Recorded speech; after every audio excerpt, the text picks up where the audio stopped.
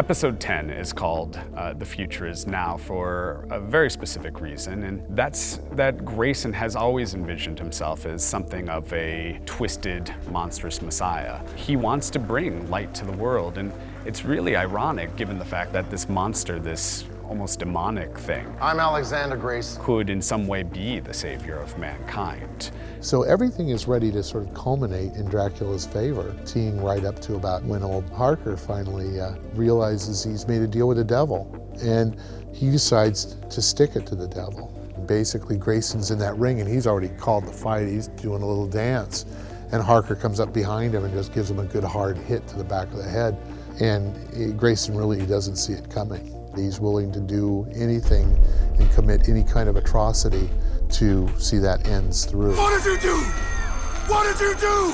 At the end of the day, Grayson's quest for vengeance, his need to destroy the Order for everything in the past, doesn't matter when he has the thing he loves most back. Get her out of here now. Mina, go with Harker. No. Go with Harker. Nothing matters more to him, really, than Mina. This journey has led her into the arms of the love that she lost 400 years ago. This long destiny has finally become complete. That's a miracle. But she's also now in the arms of a monster, and it's hard to imagine that her future is going to turn out well when she discovers the reality of that. Vedo Dracula before a vast crowd of humans. Grayson. Episode 10, everything she's held strong for and her belief in this man, and she finds out through the ultimate seer, Grayson is Dracula, and that is who she has to kill. She goes into full huntsman mode. That's more like it. And they have a vicious fight. And some part of her has to believe that she can win. Some part of her has to, you know, she's the best at what she does, but he's the best at what he does. So what do?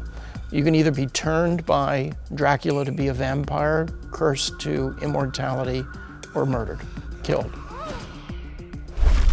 She just lies there. She knows there's nowhere to go, and she begs him and she says, "Kill me, please." He cared for her as a person, and in many ways, that's the nicest parting gift that he could give to Lady Jane. And his one last act of love towards her is that he kills her dead, and that she goes out, live by the sword, die by the sword, baby girl. If you're a vampire slayer, if you're a master huntsman, you don't want to die being hit by a bus. This is how you want to go out. When Van Helsing first resurrected Dracula in the crypt, he was a man already on the verge of being a monster. And if anything, season 1 has turned him into that monster. His revenge is really hideous. I remember I was pitching it to Cole, you know, and I was going, okay, so this happens, and this happens, and this happens, and we were like giggling, you know, oh my God, that's so horrible. His children, not his children. He's gonna make what Browning goes through worse than what he went through, and what he went through was hellish. Well, this is the fun part. This is where we see that Van Helsing is f***ing crazy. He uses the kids, turns them into vampires, and has them eat their own daddy. Doesn't get better than that, and then on top of it, he burns them. Van Helsing! He's got a long road back at this point. He hasn't found any peace. Vengeance hasn't given him any of that because the Order's still there and his sins are still lingering on his soul. The real question is, what's next, and can he come back from it and maybe even become the hero that we know from the novel? By the end, we are at the point where usually the Dracula stories start, and there's time for war now.